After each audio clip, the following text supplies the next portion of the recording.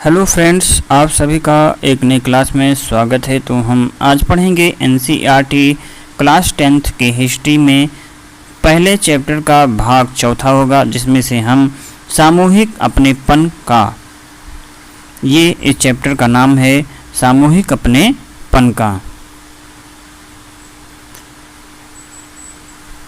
चलिए इसी को कंप्लीट करते हैं। तो इस तस्वीर में बताया गया है कि यह बाल गंगाधर तिलक की 20वीं सदी की शुरुआत की तस्वीर है।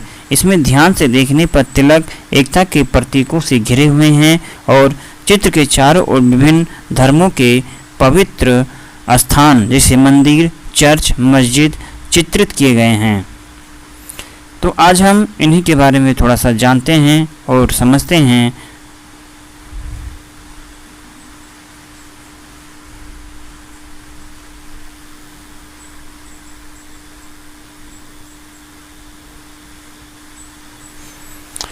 तो राष्ट्रवाद की भावना तब पनपती है जब लोग ये महसूस करने लगते हैं कि वे एक ही राष्ट्र के अंग हैं। जब वे एक दूसरे को एकता के सूत्र में बांधने वाली कोई साझा बात ढूंढ लेते हैं। लेकिन राष्ट्र लोगों के मस्तिष्क में एक यथार्थ का रूप कैसे लेता है?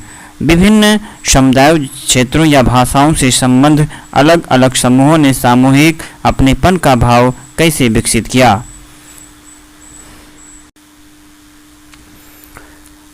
सामूहिक अपनेपन की ये भावना आंशिक रूप से संयुक्त संघर्षों के चलते पैदा हुई थी। इनके अलावा बहुत सारी सांस्कृतिक प्रक्रियाएं भी थी जिनके जरिए राष्ट्रवाद लोगों की कल्पना और दिलो दिमाग पर छा गया था। इतिहास व साहित्य, लोक कथाएं व गीत, चित्र व प्रतीक सभी ने राष्ट्रवाद को साकार करने में अपना योगदान दिया था।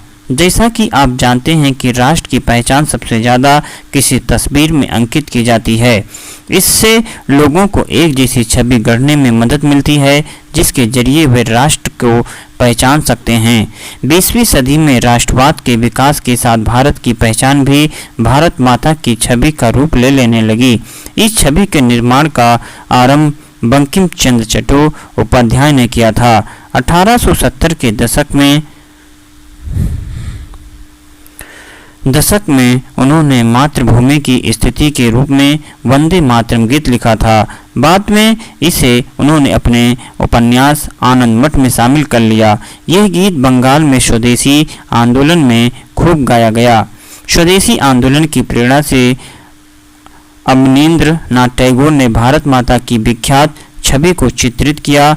इस पेंटिंग में भारत माता को एक सन्यासिनी के रूप में दर्शाया गया। वो शांत, गंभीर, दैवी और आध्यात्मिक गुणों से युक्त दिखाई देती हैं। आगे चल करके जब इस छवि को बड़े पैमाने पर तस्वीरों में उतारा जाने लगा और विभिन्न कलाकार या तस्वीर बनाने लगे तो भारत माता की छवि विविध रूप ग्रहण करती गई और इस मात्र छवि के प्रति श्रद्धा को राष्ट्रवाद में आस्था का प्रतीक माना जाने लगा।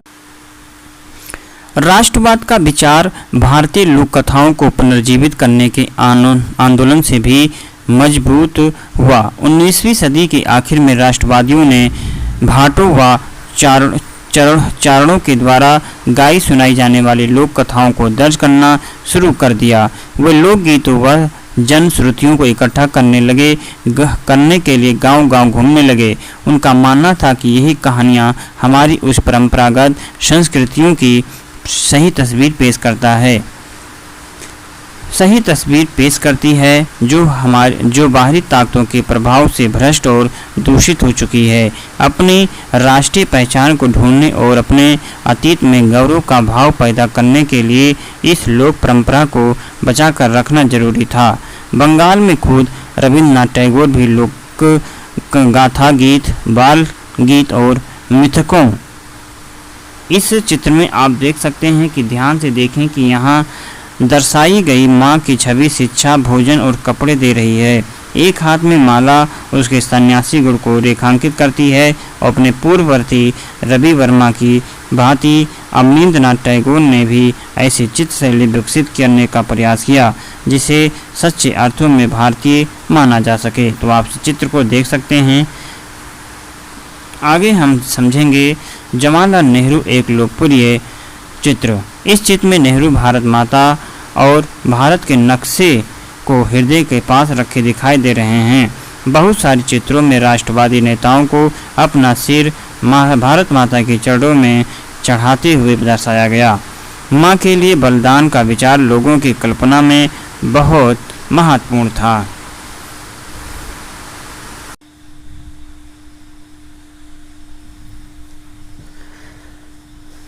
को इकट्ठा करने निकल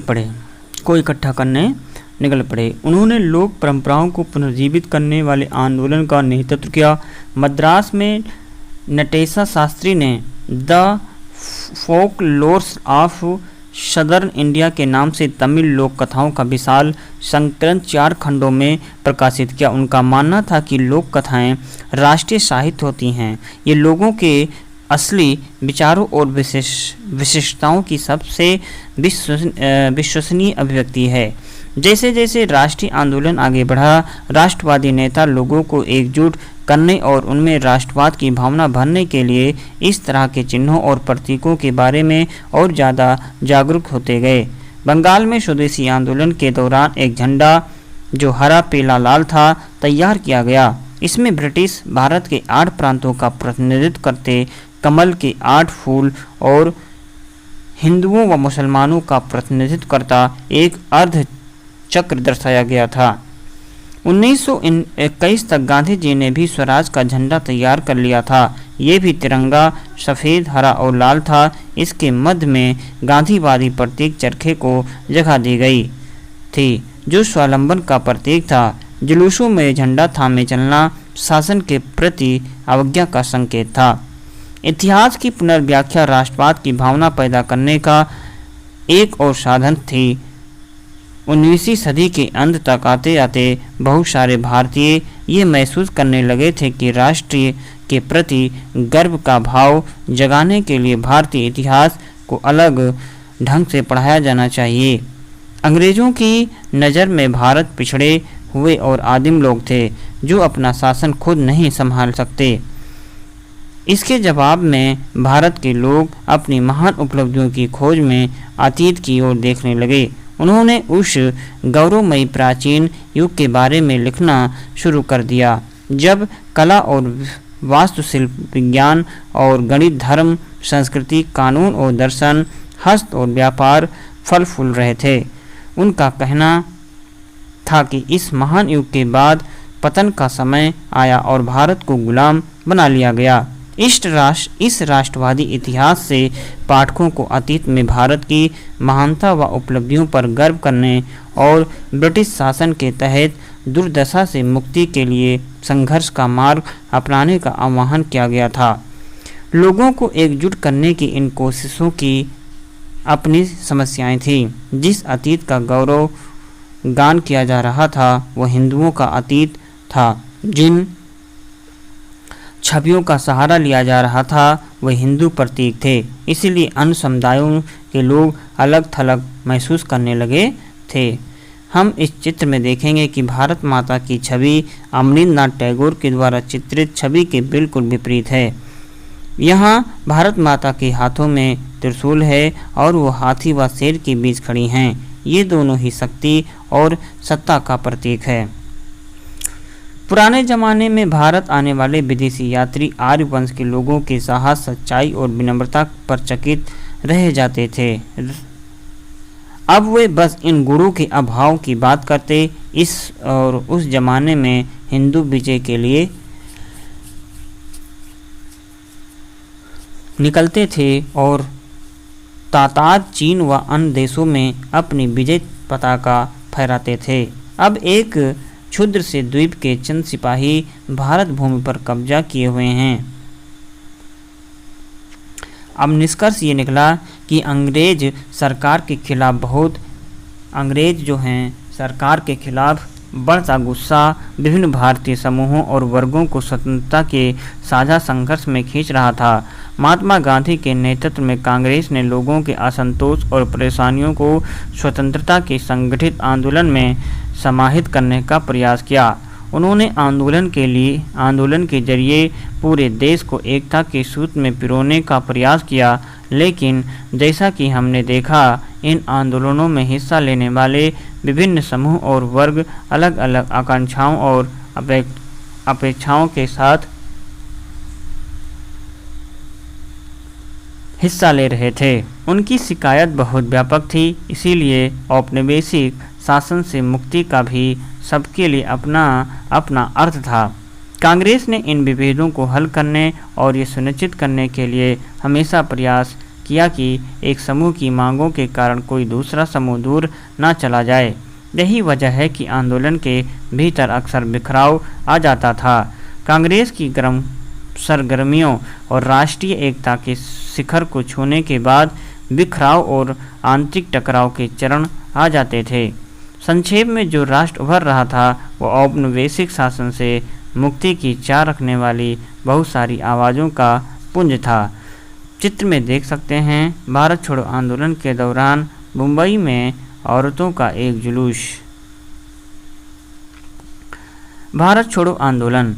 क्रिप्स मिशन की असफलता एवं द्वितीय विश्व युद्ध के प्रभाव ने भारत में व्यापक असंतोष को जन्म दिया। इसके फलस्वरूप गांधी जी ने एक आंदोलन शुरू किया जिसमें उन्होंने कांग्रेस के पूरी तरह से भारत छोड़ने पर जोर दिया।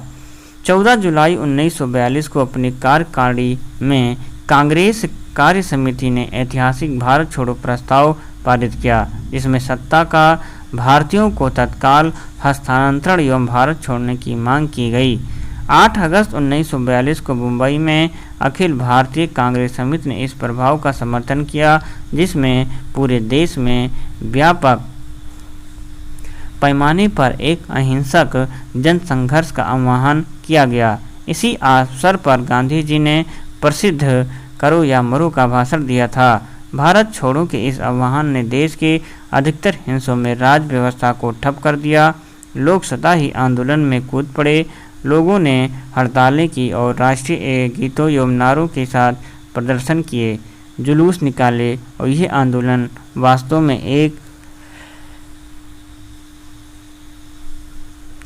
में एक जन आंदोलन था, जिसमें छात्र, मजदूर और किसान जैसे हजारों साधारण लोगों ने हिस्सा लिया और इसमें नेताओं की सक्रिय भागीदारी भी देखी गई, जिनमें जयप्रकाश नारायण, अरुणा आसफ अली एवं राम मनोहर लोहिया और बहुत सारी महिलाएं जैसे बंगाल से मातंगनी हाजरा, असम से कनकलता बरुआ और उड़ीसा से रमा देवी थीं। अंग्रेजों के द्वारा अत्यधिक बल प्रयोग के बावजूद इसे दबाने में 1 वर्ष से अधिक समय लग गया। संक्षेप में ये सारी चीज़ें हैं। अब यहाँ से ये भी आज अध्याय समाप्त होता है। अगर वीडियो अच्छा लगे तो लाइक, कमेंट और शेयर जरूर कीजिए अपने हित में दोस्तों के साथ। तो यह एग्ज़ाम के लिए बहुत इम्पोर्टेंस है, NCERT। तो हम इसी बुक्स को कंप्लीट कर रहे हैं। तो ये अभ्यास समाप्त होता है। तो हम मिलेंगे एक नए वीडियो में। तब तक आप इन सभी लेसन का आप रिवीजन करेंगे, बार बार पढ़ेंगे और इसमें से क्वेश्चन का भी एनालिसिस करेंगे। ठीक है, तो चलिए मिलते हैं हम नए क्लास में। पढ़ते रहें, मस्त रहें। नमस्कार।